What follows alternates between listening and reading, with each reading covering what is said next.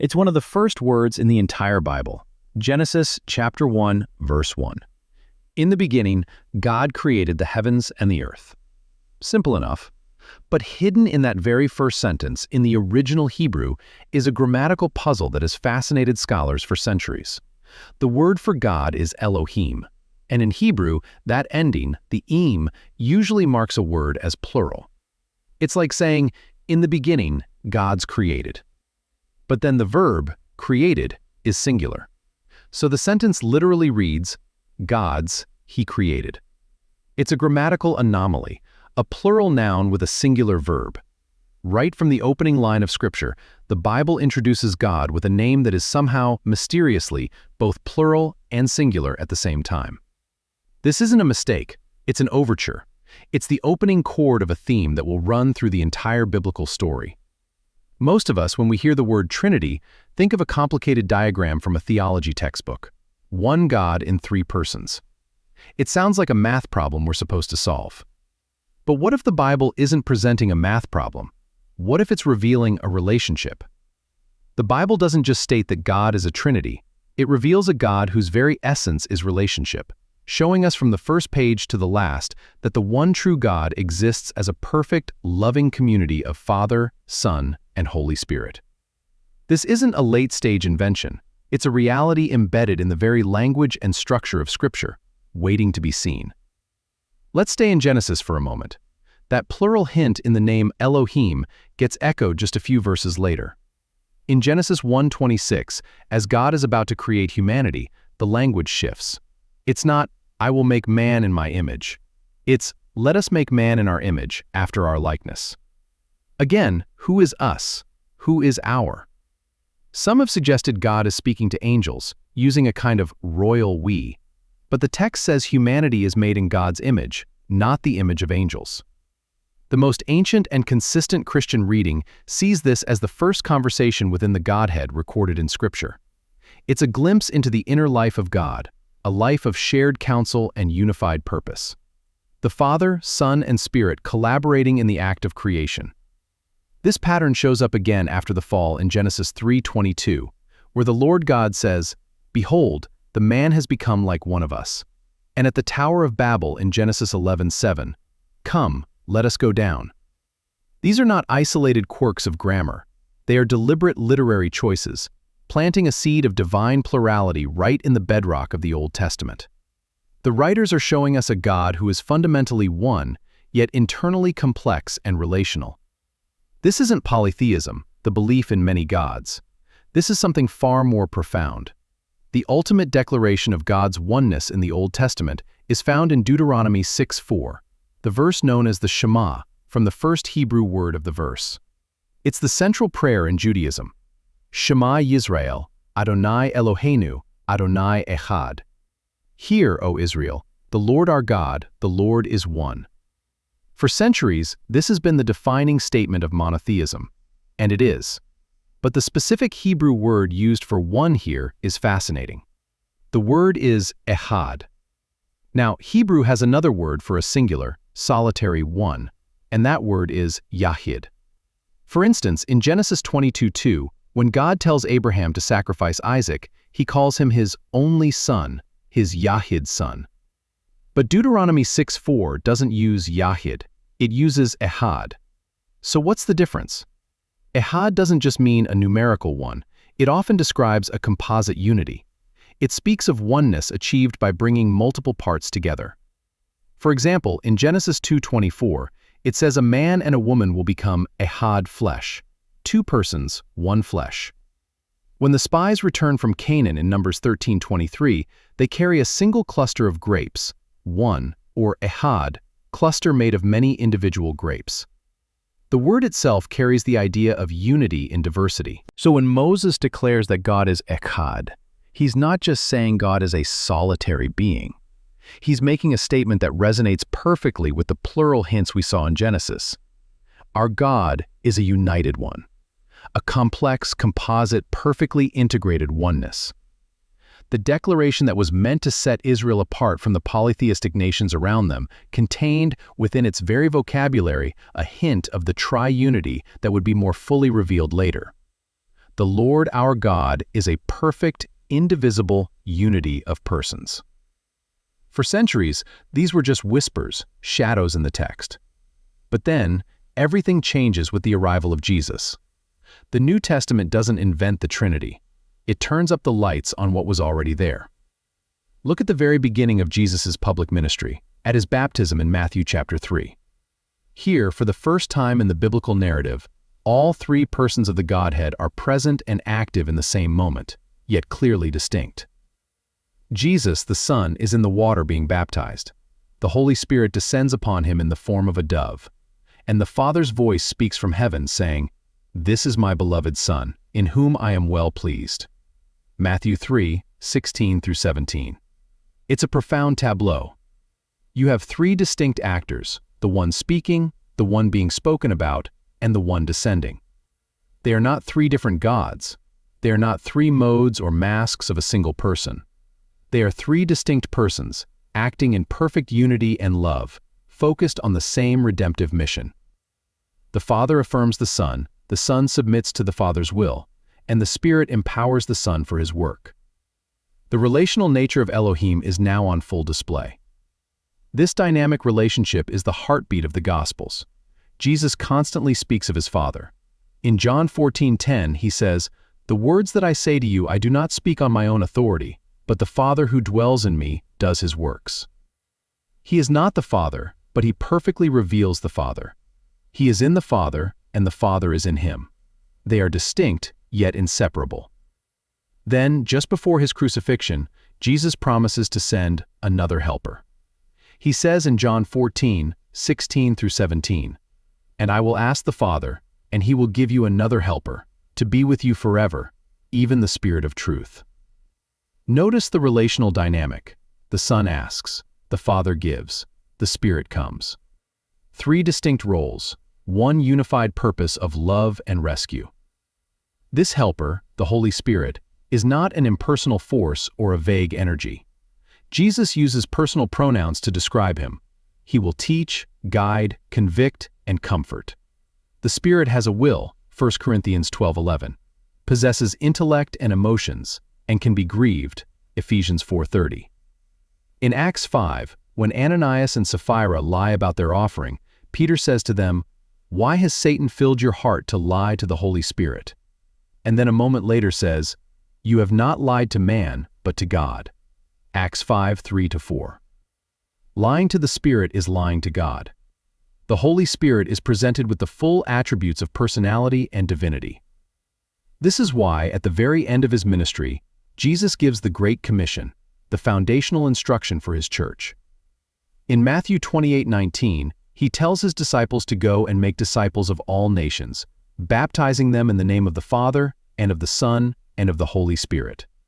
Pay close attention to the language here. He doesn't say in the names, plural. He says in the name, singular. One name, one divine essence and authority. Yet that one name encompasses three distinct persons, the Father, the Son, and the Holy Spirit. This is the composite unity of Echad fully expressed. It's the plural reality of Elohim fully revealed. The place where the New Testament pushes this reality to its most profound depths is the opening of the Gospel of John. If Genesis 1 opens with, "In the beginning God," John 1 opens with, "In the beginning was the Word." John 1:1, in the Greek, is a masterpiece of theological precision. It says, "En arche en ho logos, kai ho logos en pros ton theon, kai theos en ho logos." Let's walk through that. In the beginning was the word logos. This tells us the Word is eternal. He didn't come into being. When the beginning began, he already was. And the Word was with God, pros ton theon. The Greek preposition pros here implies more than just proximity. It suggests a face-to-face relationship, an active communion. The Word is a distinct person from God the Father, existing in eternal relationship with him. And then, the most crucial phrase, "And the Word was God, theos and ho logos." Now, some have tried to translate this as "the Word was a God," suggesting Jesus is a lesser created being. But that misunderstands how Koine Greek grammar works. In Greek, the word for God, theos, doesn't have the definite article the in this phrase, while word, logos, does. Scholars of Greek grammar, like Daniel Wallace, note that when a noun like theos comes before the verb, the absence of the article is meant to emphasize the quality or nature of the noun. John isn't saying the Word was a God. He's saying that whatever the essence of God is, whatever makes God, God, the Word shares that essence completely. He has the very nature of God. John Chrysostom, a native Greek speaker from the 4th century, argued that John masterfully shows both the Word's distinction from the Father, with God, and his identical nature with the Father, was God. The Word is fully God, and yet he is also personally distinct from the Father. Then, just a few verses later, in John 1:14, the bombshell drops. And the Word became flesh and dwelt among us. The eternal, divine person who existed face to face with the Father, who shared the very essence of God, entered into human history as Jesus of Nazareth. This is the foundation. Without this, the Trinity can feel like an abstract formula. But with it, you realize the entire Christian faith is built on this truth.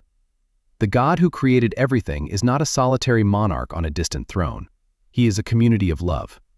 And the ultimate act of that love was for one person of that divine community to become one of us, to bring us back into relationship with the whole. If you're finding this deep dive into the biblical text helpful, and it's opening up a new way of seeing Scripture, consider sharing this with someone who might have similar questions. And if you want to keep exploring the deep design of the Bible, hitting that subscribe button ensures you won't miss what's next. It's a simple way to support this journey into the Word. The early followers of Jesus wrestled with this deeply. They were devout Jews, raised on the Shema. They believed in one God with all their hearts. Yet they had walked with Jesus. They had seen his power, heard his claims, and witnessed his resurrection. They experienced the Holy Spirit at Pentecost. They had to find a way to articulate what the Scripture was showing them, that the one God they had always worshipped existed as Father, Son, and Holy Spirit. The word Trinity itself isn't in the Bible. It's a term that was developed later to summarize the biblical evidence. Theophilus of Antioch was one of the first known writers to use the word, back in the 2nd century. Thinkers like Tertullian, Origen, and Irenaeus in the 2nd and 3rd centuries worked to articulate this biblical truth, not to invent it. They were simply creating a vocabulary to describe the relational God they met in the pages of both the Old and New Testaments. They saw that the Bible presents one God, yet it also presents three distinct persons who are each called God. The Father is God, 1 Peter 1:2. The Son is God, John 1:1, Romans 9:5. The Holy Spirit is God, Acts 5:3-4. They aren't three parts of God, each is fully God. They are one in essence, nature, and purpose, yet distinct in person and role. It's like thinking about light. Light is one reality, but it can be experienced as a beam, as heat, and as a spectrum of color. All are light, but they have distinct functions. Or think of the human mind. You are one person, but you have a memory, a consciousness, and a will. They aren't separate beings, but distinct faculties of your one self.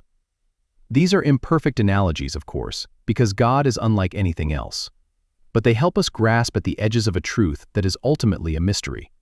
Not a mystery in the sense of a puzzle to be solved, but a reality so deep and vast it can be known, but never fully contained by our finite minds. The ultimate reason this matters so much is because it reveals the nature of love itself. If God were a solitary, singular being for all of eternity past, what was his nature? He could be powerful, he could be intelligent, but he couldn't be love. Because love, by its very definition, requires an other. Love is relational. The Bible's declaration that God is love in 1 John chapter 4 verse 8 only makes sense in light of the Trinity. God didn't need to create us to learn how to love. Love is his eternal essence because for all of eternity, the Father has loved the Son has loved the Father, and the Holy Spirit has existed in the bond of that perfect love. Think about someone who spends their entire life alone on a deserted island. They might have the capacity for friendship, for conversation, for community. But those qualities can never be expressed.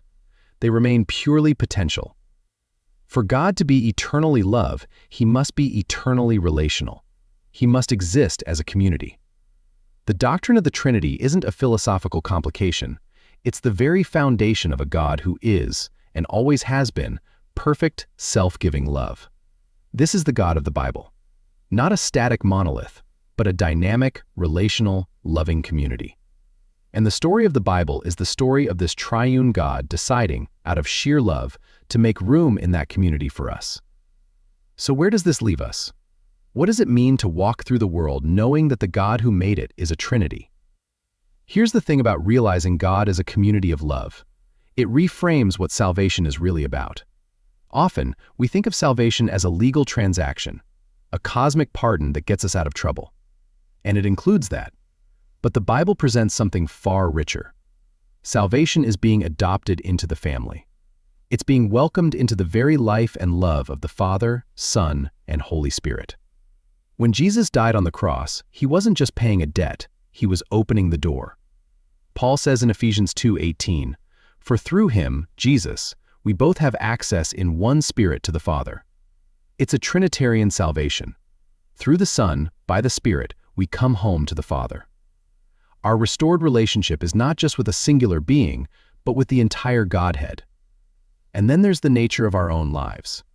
If we are made in the image of a triune God, then we are made for relationship. We are designed for community. That deep human ache for connection, for belonging, for being truly known and loved, that's not a flaw. That's a reflection of the one in whose image we are made. It means that true spiritual life can't be lived in isolation. It's lived in loving, self-giving community with others, mirroring, in our own imperfect way, the perfect community that exists within God himself. The health of our relationships with each other is a direct reflection of the health of our relationship with our relational God. And maybe the deepest thing here is how we approach God in prayer and worship. Understanding the Trinity means we realize we're never relating to a generic deity. We have a Father who loves us with a steadfast, parental love. We have a Son, Jesus, who knows what it's like to be human, who intercedes for us as our high priest. And we have a Holy Spirit who dwells within us, guiding us, comforting us, and even praying for us when we don't know what to say. Romans 8:26. We have access to God in three beautifully distinct and personal ways, all at once. It transforms prayer from a monologue into a conversation with a loving family. This isn't just theology for a classroom, it's the very architecture of reality. The God who is a community of love created a universe designed for connection, and then entered into it to bring us back into that very love.